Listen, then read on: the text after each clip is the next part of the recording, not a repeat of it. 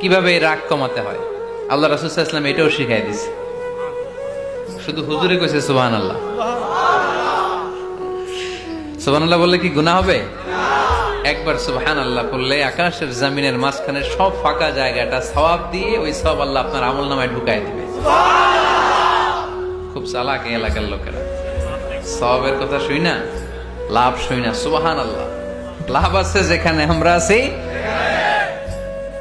তো how to control anger, কিভাবে রাগ থামাবো? যেহেতু মুত্তাকিনদের 2 নম্বর বৈশিষ্ট্য ওয়াল কাযিমিনাল গায়জ,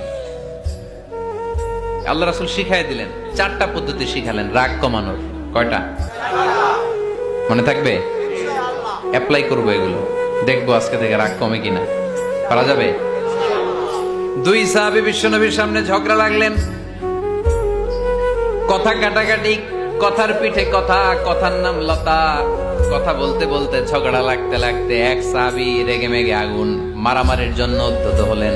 বিশ্বনবী দেখলেন ওই সাহাবীর চেহারাটা একেবারে আগুনের গোলার মতো লাল হয়ে গিয়েছে।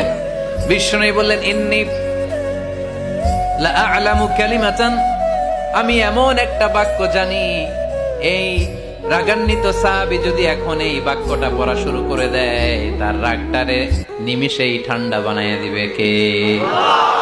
ওই সাহাবী বললেন, ইয়া রাসূলুল্লাহ, কি সেই বাক্য আমারে শিখায়া দেন। বিশ্বনবী বললেন, পড়ো আউযু বিল্লাহি মিনাশ শাইতানির রাজীম। আবার পড়েন আউযু বিল্লাহি মিনাশ শাইতানির রাজীম। সুবহানাল্লাহ, রাগ কমানোর দোয়া, সহিহ হাদিস। ওই সাহাবী যদি এই বাক্যটা পড়ে তার রাগ কমে যাবে। বাক্যটা হচ্ছে আউযু বিল্লাহি মিনাশ শাইতানির রাজীম, বিতাড়িত শয়তানের কাছ থেকে আল্লাহর কাছে পানাহ চাচ্ছি, প্রোটেকশন চাচ্ছি। বলতে দেরি, রাগ থামতে দেরি হবে না। টিপস নাম্বার 1 মনে থাকবে তো?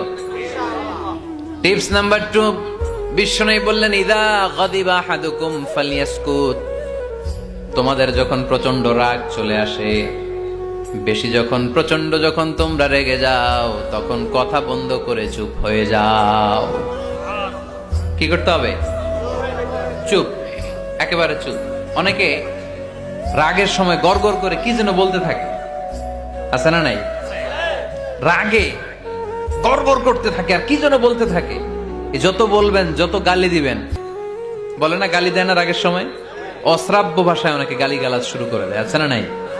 না, আসুকুত, ইযা গাদিবা আহাদুকুম ফালইয়াসকুত। আল্লাহ রাসূল